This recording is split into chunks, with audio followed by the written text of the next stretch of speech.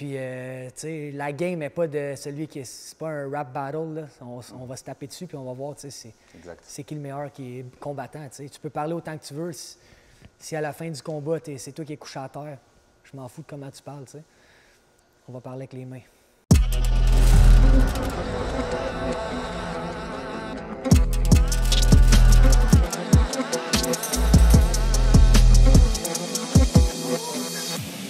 Bonjour à tous, on est sur l'Arena MMA avec Alex Morgan dans le cadre de son combat au main event de Samouraï MMA chapitre 5 contre Łukasz Demchur. Comment ça va, Alex? Ça se passe bien, quand l'entraînement va bien, puis on a hâte de se battre. C'était ça justement, je voulais savoir comment se passe la préparation. Ça va bien. En fait, je suis toujours en préparation. Il n'y a pas une préparation spécifique. Je suis tout le temps dans le gym, je suis tout le temps en train de m'entraîner à l'année longue. Fait que pour moi, c'est juste que j'ai un défi qui s'en vient. Puis ça change un petit peu.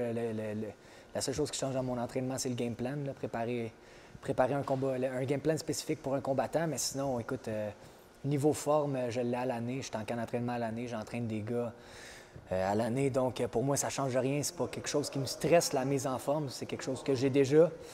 Puis c'est ça. Là, ça va juste d'approcher le combat. Puis je trouve ça long. J'ai hâte que ça arrive. Est-ce qu'il y a un angle que tu travailles plus pour ce combat, à savoir la lutte, le stand-up? Pas nécessairement. Je travaille de tout. Là, on regarde un peu les vidéos du combattant à chaque fois qu'on a un combat qui se prépare. Fait qu'on on regarde le combat. Moi, j'aime ça regarder ça une ou deux fois. Pas me faire une idée trop spécifique du combattant. Je regarde un petit peu son style puis qu'est-ce qu'il fait, mais des fois, c'est déjà arrivé qu'on regarde un striker puis finalement, il finit par shooter puis que c'est un lutteur. Donc, je regarde un petit peu ce qui englobe son style, puis je m'ajuste avec ça. Écoute, la seule chose que je me dis, c'est que je vais laisser aller mes skills, puis je suis meilleur que ce gars-là n'importe où. Fait qu'on verra bien où est-ce que ça va aller, mais ça va finir que je vais gagner ce combat-là, c'est sûr. Et donc, justement, j'allais te demander qu'est-ce que tu penses de ton adversaire du 11 mars? C'est ça. Comme je disais, c'est un gars qui a de l'expérience, qui a gagné, je pense, 7 de ses 8 derniers combats. Mais c'est ça. Je pense pas que c'est un gars qui s'est déjà battu contre un gars de mon niveau. Je pense que j'ai un calibre international, puis je pense que je vais lui donner une bonne surprise quand on va fighter. Puis c'est ça. C'est pas un adversaire que je prends à la légère non plus. Je le prends très au sérieux, puis je m'entraîne vraiment fort pour ce combat-là. Mais c'est ça, je pense que j'ai toutes les skills nécessaires pour être capable de battre un gars comme lui, là, que ce soit au sol ou que ce soit debout. Je pense que je suis meilleur que lui dans n'importe quoi. Puis ça va être juste le temps d'arriver dans la cage puis de s'ajuster. Puis ça devrait bien se passer là, de mon côté. Parfait. On a vu que ses proches, ses fans se sont livrés peut-être un petit peu de trash talk. Je ne sais pas si tu as vu. Est-ce que toi, c'est quelque chose qui t'affecte? Non, pas vraiment. Écoute, quand il va être couché dans la cage, on s'en reparlera, là, tu sais. Moi, gars, le monde, ils peuvent parler autant qu'ils veulent sur les réseaux sociaux. Moi, je m'en fous. Tu sais, surtout ce combat-là, j'ai décidé de prendre de prendre du recul sur tout ce qui est réseaux sociaux, dans le sens que, regarde, j'ai mon école ici, je m'entoure de mon monde, mes gars, mes fighters, mes amis, ma famille. J'ai l'équipe du Tristar Rive-Nord, l'équipe du Tristar Montréal, je m'entoure d'eux autres. Ce qui se passe sur les réseaux sociaux, je m'en fous un peu. T'sais, le monde, ils peuvent dire du trash talk autant qu'ils veulent. Plus qu'ils trash talk, c'est plus eux autres qui se mettent de la pression sur le dos. Puis, tu sais, une fois qu'ils vont... que Lucas va rentrer dans la salle, puis qu'il va m'attendre dans la cage, puis il va m'entendre rentrer, puis il va entendre mon monde, il va peut-être se rendre compte qu'il ne devrait pas parler autant que ça, puis je vais laisser mes mains faire le travail. Puis on verra bien. S'ils veulent parler, moi, je parle avec mes mains, puis c'est ça qui va se passer le 11 mars. Donc toi, tu n'es pas du genre à faire du trash talk sur les réseaux? Non, j'aime pas ça. Moi, dans la cage. Je trouve que ça sert à rien. Je trouve que ça fait juste mettre de la pression pour rien. Puis, tu sais, la game n'est pas de celui qui est... C'est pas un rap battle, là. On va se taper dessus, puis on va voir, tu sais, c'est qui le meilleur qui est combattant, tu sais. Tu peux parler autant que tu veux. Si à la fin du combat, c'est toi qui es couché à terre, je m'en fous de comment tu parles, tu sais. On va parler avec les mains. D'où te vient ton surnom, The Chess Master? J'ai toujours été un combattant qui pensait beaucoup avant. Tu sais, je frappe pas pour rien. Je suis un gars qui réfléchit beaucoup. Tu sais, quand j'ai commencé les sports de combat, je n'étais pas quelqu'un qui aimait ça nécessairement, comme on dit, braler, aller à la guerre, puis juste se cogner pour rien. Tu sais. Je suis quelqu'un qui se bat calculé. Puis, à un moment donné, avant un de mes combats, il y avait un article de journal en ligne qui disait comme quoi que j'étais comme un maître des échecs, un chess master, comme ils disent en anglais, par rapport au combat, que je prenais mon temps, que j'étais calculé. Puis à partir de cet article-là, ils ont commencé à m'appeler le chess master. Puis depuis ce temps-là, je te dirais, ça fait, je pense que j'ai eu ce nom-là en 2017. Fait que ça fait comme 6 ans que c'est le chess master, mon nom. Puis je trouvais que, tu sais, tant qu'à moi, un surnom, c'est un nom que les fans te donnent ou quelqu'un d'autre te donne. Je pense que c'est pas toi qui devrais te donner ton surnom, puis c'est vraiment ce qui est arrivé. Puis je trouvais que c'était comme, ce nom-là, c'était comme un peu me lancer des fleurs. Je trouve que c'est un nom qui me définit bien, en tant que combattant. Un combattant intelligent, un combattant qui est là pour les, tu sais, comme... Je suis pas juste là pour me cogner, mais tu sais, je suis là pour le sport, dans le sens que on se bat, mais c'est intelligent, tu sais. Puis c'est ça. Fait que depuis ce temps-là, ça a resté. Parfait. Tu fais partie vraiment du top au Canada, des top fighters canadiens. Et d'ailleurs, tu as eu une chance d'aller à l'UFC, au Dana White Contender Series, quelque chose qui n'est pas donné à tout le monde. Et ça s'est soldé par une défaite. Quelle leçon as-tu tiré de ce revers? Écoute, je me suis mis trop de pression. Tu sais, ce combat-là, je me suis mis beaucoup trop de pression. J'ai vu ça comme un do or die, tu sais. Puis, ça, tu sais, depuis, tu sais, je pense que c'est le rêve à n'importe quel combattant d'aller à l'UFC ou, tu sais, de signer avec une organisation majeure. Puis c'était ma chance. Puis, écoute, je me suis mis tellement de pression de ce combat-là que ça m'a fait figer, tu sais. Puis c'est pour ça que le combat qui s'en vient, je me suis dit, je vais juste m'entourer de mon monde, tu sais, d'essayer d'éviter le plus possible les médias sociaux, tu sais, de me mettre de la pression pour rien, puis juste vraiment focusser sur le combat, tu sais, parce qu'au bout du compte, ce que j'aime, c'est pas nécessairement ce qui englobe le combat, c'est le combat en général, tu sais. J'aime ça me battre, j'aime le sport, j'aime compétitionner, tu sais. Puis mon dernier combat, ben je me suis un petit peu écarté de ça. Puis c'est ça que ça l'a joué un petit peu dans ma tête. Puis, tu sais, veux pas, quand tu vas au Contender, là, moi, je suis habitué de rentrer dans des salles, puis que, tu sais, je suis le gros vendeur de la place, qu'il y ait beaucoup de monde qui viennent m'encourager. Puis quand je suis rentré dans la salle au Contender, c'était totalement silencieux, tu sais. Puis ça m'a saisi, ça aussi. Puis, tu sais, c'est toutes des affaires, veux pas, je pense que c'est pas niveau skills. C'est pour ça que je me suis pas découragé. C'est pas quelque chose qui est par rapport à mes aptitudes, tu sais. Je suis pas arrivé là, puis je me suis fait démolir. Au contraire, je dominais le combat, puis je me suis fait clipper sur une bonne shot. Je me dis, sais-tu...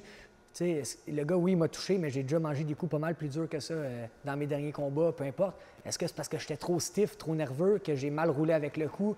Je veux pas, tu sais, regarde, je pourrais me mettre mille et une excuses, mais c'est pour ça que je suis pas déçu, tu sais, dans le sens que, oui, je suis déçu de ne pas avoir été capable de performer au niveau que je suis capable, mais je me décourage pas de ça, tu sais, je sais ce que je vaux, je sais le niveau que je suis capable d'atteindre, je sais le niveau que j'ai, puis tu sais, le 11 mars, je veux juste le reprouver à moi-même et non aux autres.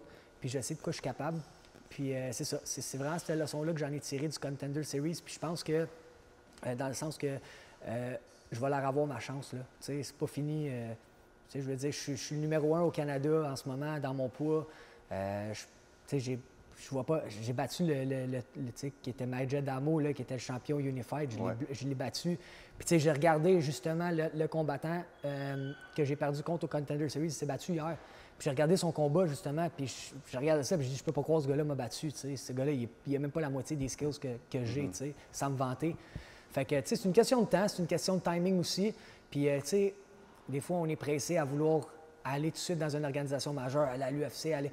Mais regarde, tu sais, en ce moment, j'ai mon gym, je suis au Tristar Rive-Nord, j'ai un gym qui roule, tu sais, j'ai des élèves, une équipe de compétition, puis ça me permet de m'entraîner à temps plein puis d'être en shape à l'année. Fait que, tu sais, rendu là, au niveau de ce que je suis, j'attends juste une bonne opportunité. Fait que là, j'ai eu une bonne opportunité. Je me suis arrangé avec Daniel Lafont, faire la finale de Samouraï. Je trouve que c'est une belle opportunité pour moi de me remettre en valeur, de redonner une chance à tous les fans québécois, canadiens, de me voir sur une plateforme proche de chez eux. Fait que, tu sais, en même temps, moi, je peux me battre devant mon monde. Eux autres peuvent venir me voir. Puis comme je dis au monde, tu sais, je ne sais pas combien de combats je vais faire encore au Québec. Est-ce que ça va être la dernière fois? Je vais-tu signer avec l'UFC? Je vais-tu signer avec une grosse organisation après? Je ne le sais pas. Puis c'est quelque chose que je veux pas penser tout de suite. C'est quelque chose que je ne veux pas me mettre de pression. Je focus sur mon combat le 11 mars. Une fois que je vais avoir planté ce gars-là, bien là, je vais revenir ici, je vais m'entraîner avec mes gars, je vais avoir du fun, puis on verra qu'est-ce qui va se passer. Tu sais, j'ai un bon manager, j'ai des bons coachs, j'ai une bonne équipe. Je suis entouré des meilleurs. Fait rendu là, c'est juste de sortir une grosse performance le 11 mars, puis après ça, je suis back on track. Le monde, ils le savent. Le monde de l'UFC, ils savent que j'ai pas été capable de performer à mon meilleur. Puis, écoute, je vais leur avoir ma chance, que ce soit dans n'importe quelle organisation. Puis, je suis prêt, tu sais, je vais être prête. Puis, on est là pour ça, on aime ça, puis on en mange. Puis, c'est ça. Mon heure viendra. Mon heure viendra, on sera prêt quand ça va venir. Parfait. Donc, ça n'a rien changé en soi dans ta préparation? Tu parles du combat, ça? Le fait d'avoir perdu. Non, ça change absolument rien. Bien, ça change. Tu sais, on sait c'est quoi les erreurs qu'on a faites. Puis, tu sais, on a réglé quelques erreurs techniques qu'on travaille. Mais overall, je pense qu'il y a aussi beaucoup dans la tête que ça l'a joué. Puis, c'est ça, on va s'ajuster en temps et lieu. Tu sais, c'est de l'expérience. L'expérience, ça ne s'achète pas. L'expérience, ça s'acquit au fil des combats, des années. Puis, chacun réagit différemment à certaines situations. Puis regarde, il est arrivé ce qui est arrivé, puis en ce moment, là, ce que je me dis, c'est il arrivera ce qui arrivera. Tu sais. Donc, ton objectif après ce combat-là, c'est un retour dans une organisation internationale comme l'UFC? Ouais, j'aimerais ça. Là, tu sais, je veux dire, je pense que je suis rendu là. Tu sais, je pense que ça fait longtemps que je suis rendu là, puis il est juste temps que quelqu'un s'ouvre les yeux puis qu'il le voie. Puis tu sais, c'est ça le but du combat le 11 mars, c'est que le monde fasse ça. Ce gars-là, il n'y a plus rapport ici, tu sais. Puis je l'ai fait au Samouraï 1, puis je vais juste, il faut que je le refasse, il faut croire. Fait que, reprouver. Exact, ben oui, c'est ça, exact. Juste mettre les pendules à l'heure, tu sais. Je le sais, le monde le savent, maintenant c'est juste de le faire, tu sais, de livrer la performance qui va faire, OK, les gars, Morgan, il faut qu'il s'en aille, là, il va tuer quelqu'un ici, s'il continue à rester. Là. Et personnellement, mis à part l'UFC, qui est pour tout le monde l'organisation numéro 1, quelles autres organisations t'attiraient le plus? Est-ce que tu serais plutôt du genre à viser un Bellator, Moi, je serais un gars j'irais à One. À One, hein? Ouais, One, okay. C'est mon organisation. Très belle organisation. Si je pourrais choisir, ça serait là où l'UFC que j'irais. One Championship, j'aimerais ça parce que je me préparerais ici, je pourrais m'en aller loin. Tu sais, là-bas, tu fais ton combat, c'est aussi mais le marché est plus gros que l'UFC. Exactement. C'est juste qu'il est moins américanisé, donc moins réseaux sociaux, moins. Sauf que, tu sais, c'est ce qui est le fun, c'est que tu t'en vas là-bas, tu vas te battre. Tu sais, là-bas, tu deviens super populaire, tu reviens ici, personne ne te connaît. Moi, je suis quelqu'un qui aime ça être vraiment low-key. J'aime pas ça me faire remarquer, je suis pas quelqu'un qui flash. Fait que j'aime ça quand je peux juste m'entraîner ici puis être relax puis faire mes petites affaires. Je fais pas ça pour la gloire, là. Je fais vraiment ça parce que j'aime ça. Fait qu'en allant au One, ça me donnerait cette opportunité-là. En allant à l'UFC, tu sais, je veux pas, tant mieux aussi. Si je peux aller à l'UFC, j'aimerais ça aussi. Tu sais, je suis à un point dans ma carrière que je veux aller où est-ce que ça va être bon pour moi, où est-ce que ça va m'amener non seulement une paye, mais une notoriété pour mon gym, pour pouvoir poursuivre mon après-carrière. Tu sais, les gars, ils pensent pas à ça. Ils pensent souvent à combat, UFC. Ils finissent l'UFC, ils n'ont pas rien. Tu sais. Moi, j'ai un gym que j'essaie de monter. J'ai des athlètes que je veux monter professionnels. Tu sais, j'ai beaucoup d'ambition par rapport au sport de combat. Je suis non seulement un combattant, top au Canada, mais je suis aussi un coach, tu sais, puis je suis un propriétaire de gym, puis je suis un entrepreneur, fait que c'est de mélanger tout ça ensemble qui vient des fois difficile, mais en même temps, tu sais, il faut que je fasse des choix intelligents dans ce qui s'en vient pour moi dans ma carrière, tu sais. Fait que les combats que je choisis, c'est des combats qui sont bons non seulement, oui, pour moi, ma carrière, mais qui sont bons pour amener du monde au gym, tu sais, pour prouver que Tristar, on est la coche, on est les meilleurs gyms au Canada, tu sais, fait que c'est tout ça qui rentre en ligne de compte, tu sais, c'est plus que juste le combat, là. Et justement, gérer un gym en plus d'une carrière professionnelle, c'est un avantage? Est-ce que c'est compliqué? C'est la meilleure chose que j'ai pu faire de ma vie. C'est la meilleure décision que j'ai pu prendre de ma vie. Pourquoi? Parce que quand... En fait, c'est pas compliqué. Je m'entraîne. Quand je m'entraîne pas, j'enseigne. Quand j'enseigne, je m'entraîne mentalement. Pourquoi je m'entraîne mentalement? Parce que je répète les techniques. Que ce soit une technique de base, un jab, que ce soit une technique de base, une clé de bras, il faut que je l'enseigne, il faut que je la montre à mes élèves. Mais tu sais, plus que tu enseignes, plus que tu... prends conscience des petits détails qu'il y a dans les techniques. Puis, pour moi, c'est un entraînement mental. Tu sais. Je veux dire, je m'entraîne 2 fois par jour, je fais mes sparring, après ça, je donne des cours privés, après ça, je donne des cours de groupe, j'enseigne au monde, tu sais, puis je baigne là-dedans. Fait que, tu sais, il n'y a personne qui peut s'entraîner plus fort que moi. Tu sais. Tu peux dire, hey, moi, je me suis entraîné fort pendant ce camp d'entraînement-là. C'est beau, tu t'es entraîné pendant 2 mois dans un camp d'entraînement. Ça fait 3 ans et demi que je m'entraîne temps plein. Tu sais. Tu peux pas battre. J'arrive là avec une confiance inégalée de me dire, tu peux pas t'entraîner plus fort que moi, tu sais. À la limite, moi, mon problème, c'est de me dire, il faut que je prenne un repos.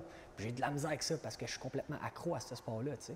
Je veux prendre un repos, je suis pas capable de prendre un repos. Je me dis, je vais prendre un repos dimanche. Non, dimanche, c'est le sparring, tous les gars sont là. Comment veux-tu que je prenne un repos? Je suis là, je mets les gants. Je vais prendre un repos samedi, je me lève le matin. qu'est-ce que je vais faire aujourd'hui? Rien, je m'en vais au gym, OK, let's go. Je prends pas de repos, tu sais, puis des fois, ça peut me nuire. Absolument. Mais, écoute, c'est un beau problème, tu sais, dans le sens qu'il y a du monde qui ont de la misère à s'entraîner. Moi, c'est le contraire, tu sais. Fait que je pense que c'est la meilleure décision que j'ai pu prendre de ma vie. Au début, quand j'ai parti Tristar Rive-Nord, je me suis parti ça dans le sens que je voulais juste avoir une place où pouvoir donner mes cours privés, puis subvenir à pouvoir m'entraîner à temps plein. Puis c'est devenu un gym, tu sais, pour vrai, on est en train de devenir un des plus gros gyms au Québec. Veux pas avec comment qu'on expansionne, comment qu'on a des gars de compétition, comment le monde, il se regroupe. Puis je trouve que ça doit être parce que je fais une bonne job par rapport à notre équipe, par rapport aux valeurs dans le gym. Puis tant mieux si ça fonctionne autant. C'est juste que c'est plus de travail. Puis je m'entoure d'une bonne équipe à fur et à mesure. J'ai beaucoup de monde qui m'aide là-dedans. Puis je me sens choyé d'avoir autant de monde autour de moi. Puis je pense que peut-être que c'est qu'est-ce que je dégage, mais en même temps, si j'attire ce monde-là, mais ça fait juste dire que je fais un bon travail, puis que veux pas, le monde, ils ont confiance en moi, puis c'est ça mon but aussi. On parle d'après-carrière, bien, c'est ces jeunes-là, ce monde-là qui s'entraînent, mais je veux pouvoir les aider éventuellement à faire leur carrière, puis veux pas, je suis tout le temps là dans les compétitions avec eux autres, je suis tout le temps là à les pousser. Fait que, je pense vraiment que c'est la meilleure chose que j'ai pu faire de ma vie. En même temps de bâtir en même temps de faire ma carrière, bien, je bâtis mon après-carrière. Puis, le monde, ils vont voir Alex Morgan. Ils vont le monde qui vient ici en ce moment, ils ont la chance de voir leur coach performer, ce que tu n'as pas tout le temps. Des fois, tu vas dans une école, puis le gars, tu sais pas c'est quoi qu'il a fait dans la vie. Il a fait des combats de karaté, un combat de kickboxing, il se prétend coach de MMA. Mais gars, là, moi, ça ment pas. Gars, je fais les finales de samouraï, je vais au contender, je vais probablement me battre dans des grosses organisations. C'est juste le début, c'est con à dire, j'ai 18 combats pro. C'est juste le début. Puis, je pense qu'on est en train de bâtir un bel empire avec le Tristar Rive-Nord qui complémente bien le Tristar Montréal. Firas m'a fait confiance là-dessus. Puis, je pense qu'il a eu raison là-dessus. On est en train de bâtir quelque chose de solide. Puis, c'est ça. C'est la meilleure chose que j'ai pu faire de ma vie, de partir un gym pour pouvoir m'entraîner à temps plein. Qui sont tes sparring partners favoris? Écoute, j'en ai plusieurs, là, mais je te dirais que lui en fait, il y en a deux avec qui on se pousse beaucoup. Il y a Ayman Zahabi, que lui, dans le fond, je spare souvent avec, puis, tu sais, veut pas, il est tellement bon, puis à chaque semaine, on se pousse, tu sais, des fois c'est lui, des fois c'est moi, des fois c'est lui, puis à chaque semaine, on s'améliore, puis, tu sais, on a une belle complicité, on a une belle esprit d'équipe. Fait que Ayman, je te dirais, c'est un de mes très bons training partners. En plus, il a un super beau niveau, il est excellent, puis c'est une bonne personne. L'autre training partner avec qui j'en fais souvent, c'est Fred Duprat. Évidemment, Fred, tu sais, des fois, le monde il voulait qu'on se batte contre, puis je veux dire, le gars, sa tête est dans mon gym, c'est mon chum. Je m'entraîne tout le temps avec, ça n'arrivera pas. Tu sais, le monde, il pense que ça n'arrivera pas. Puis, tu sais, c'est un de mes bons training partners, c'est un gars qui est bon en lutte, qui s'améliore beaucoup en MMA. Pendant la COVID, on s'est entraîné ensemble. On est parti quand même de loin pour monter. Lui, il est rendu quoi, 5-1. Il était 2-1 avant de recommencer quand on s'entraînait ensemble. Moi, je revenais d'une défaite aussi. Fait qu'on s'est comme rebâti, puis regarde, là, on est au top. Puis c'est un bon training partner, c'est un de mes amis. Puis, fait que je te dirais que lui et Ayman, c'est des bons partners. Puis, tu sais, on parle de training partner, mais je pourrais t'en nommer, là, plusieurs là, des amateurs à mon gym avec qui j'espère que j'adore ça, que je m'améliore. Parce que, tu sais, c'est bien beau sparrer avec des gars plus avancés.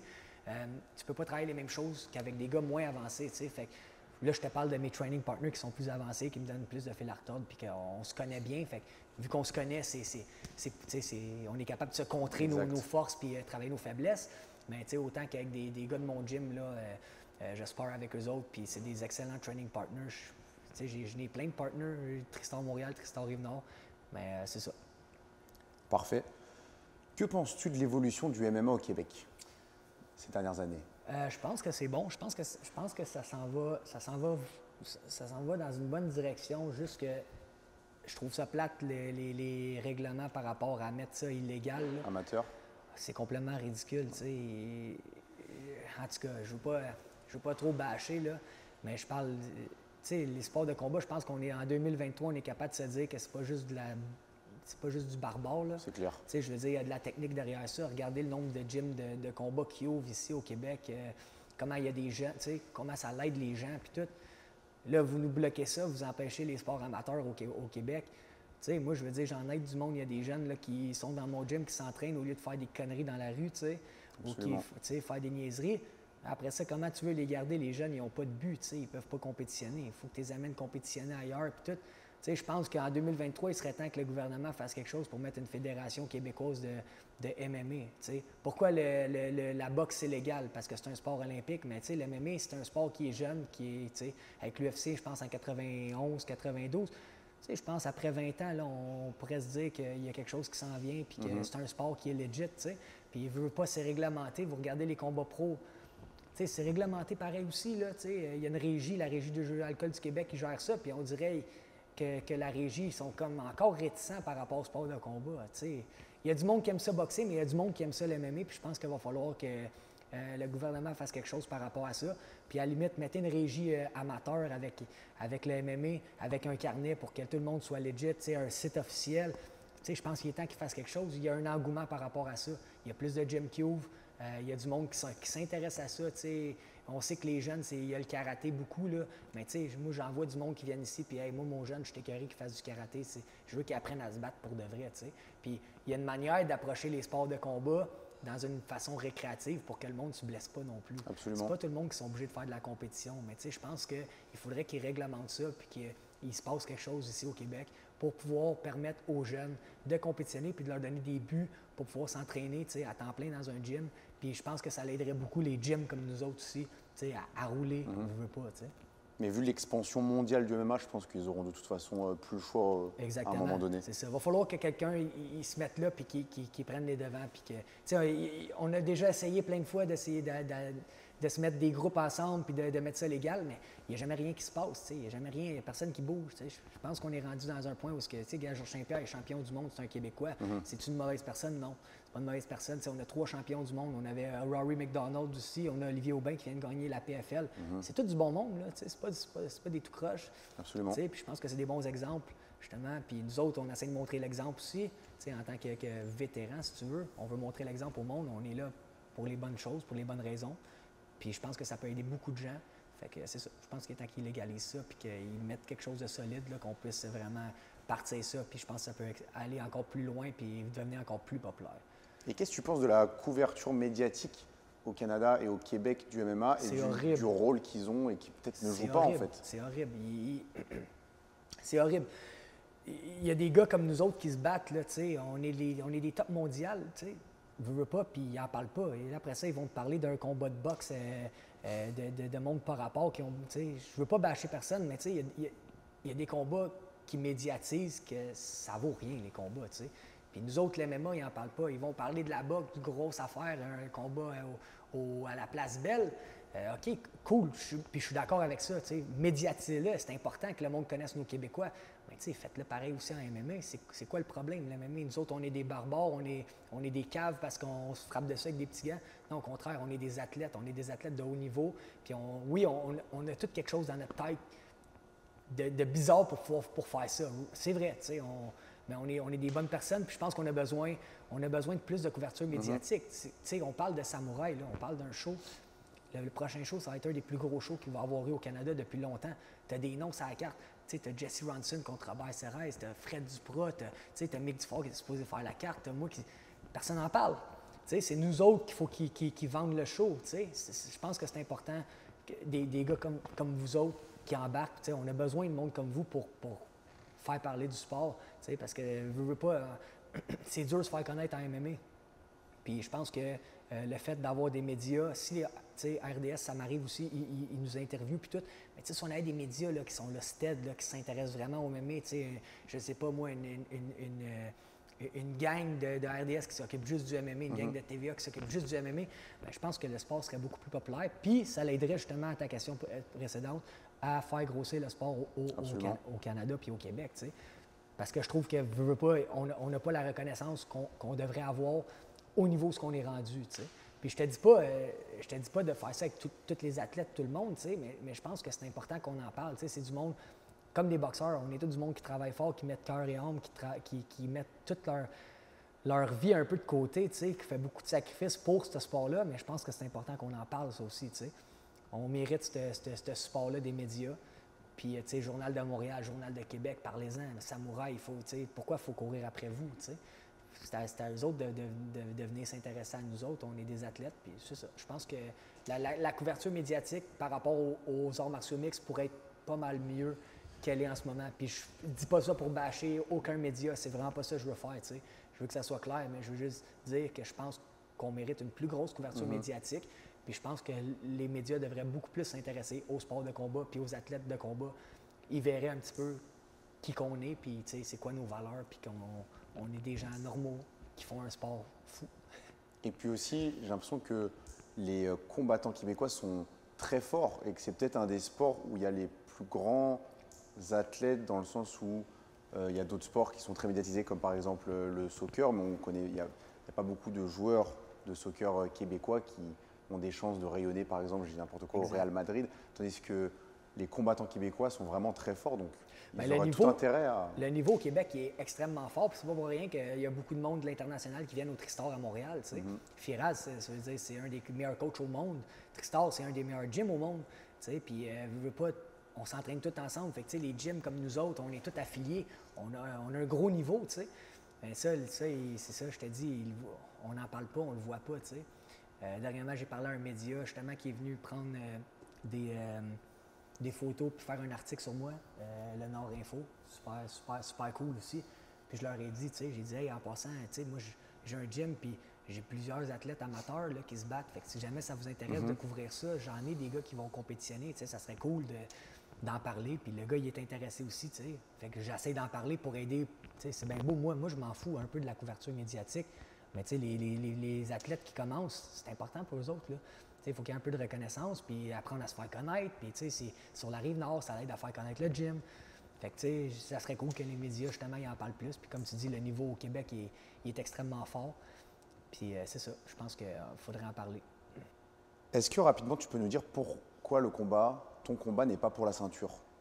Parce que, dans le fond, la raison pour laquelle je ne voulais pas me battre pour la ceinture, premièrement, parce que je veux faire 3 rounds de 5 minutes. C'est une différente préparation. Tu sais, je sais que je vais être prête. C'est pas que je ne serai pas prête sur un 5 minutes, là, mais je veux vraiment faire un 3 rounds de 5 minutes. Je veux me mettre le moins de stress possible. Je sais que Fred Duprat était supposé se battre pour la ceinture. Comme je dis, c'est mon ami. Puis j'étais comme, la ceinture, je veux pas nécessairement la garder. Pourquoi? Parce que, comme je dis, combien de combats qu'il me reste à faire ici, je ne le sais pas. Ça va peut-être être mon dernier, tout dépendant de la performance. Puis en même temps, j'ai pas le goût de stagner la division. Fait que, tu sais, je veux que Samouraï continue à rouler. Je veux que les gars veulent se battre pour la ceinture, continuent à vouloir se battre pour la ceinture. Puis, tu sais, moi, je veux dire, je l'ai eu, la ceinture. J'ai 4 ceintures de championnat professionnel. Fait que, tu sais, c'est plus une question d'être le champion, là. C'est vraiment une question de sortir une performance à la hauteur de mon talent pour être capable de monter dans une organisation majeure. C'est ça mon objectif. Fait que, tu sais, pour la ceinture, c'est pas quelque chose que c'est quelque chose que j'aime et que je suis fier de ça, mais c'est pas quelque chose que je cours après en ce moment. C'est vraiment pas mon objectif d'être champion. Pour moi, je suis déjà le champion. Puis c'est ça, on verra où ça va mener, là, mais comme je dis, je ne veux pas stagner la division. Je ne sais pas combien de combats je vais faire. Je vais peut-être en faire un autre, qui sait. Je ne sais pas. Je veux juste pas stagner la division, puis je veux pouvoir performer un 3 rounds de 5 minutes. Je sais que j'ai le gaz pour le faire, puis je sais que j'ai l'énergie pour pouvoir donner un spectacle en 3 rounds de 5 minutes. Aimerais-tu une revanche contre Charles Jourdain? C'est pas quelque chose qui m'intéresse nécessairement. Je veux dire, le gars, il est à l'UFC en ce moment. Revanche contre, même contre Bilder, c'est pas quelque chose qui m'intéresse, c'est pas quelque chose que j'ai en tête en ce moment. Comme je dis, ma priorité, c'est de gagner ce combat-là, à éventuellement monter dans une organisation majeure, puis là, on en reparlera. Ça sera peut-être quelque chose qui m'intéresserait, oui. Mais encore là, je veux dire, c'est ça. C'est pas quelque chose à laquelle je pense. Non. Est-ce qu'il y avait un petit peu de bad blood entre vous? Jamais. Il n'y a jamais eu de mauvaise. Non. Quand je le croise dans des spectacles, on se jase, puis écoute, on a une bonne du respect entre les deux, puis comme je dis, je suis pas quelqu'un qui trash talk, puis lui non plus, c'est pas quelqu'un qui trash talk. Fait que, c'est le sport, ça fait partie de la game. Tout le temps un gagnant puis un perdant dans un combat, fait qu'on se respecte, puis c'est ça qui est important pour moi, puis je le respecte, puis lui me respecte, puis c'est ça. Parfait. Alex Morgan, merci beaucoup, et rendez-vous le 11 mars au Samouraï MMA chapitre 5. Let's go!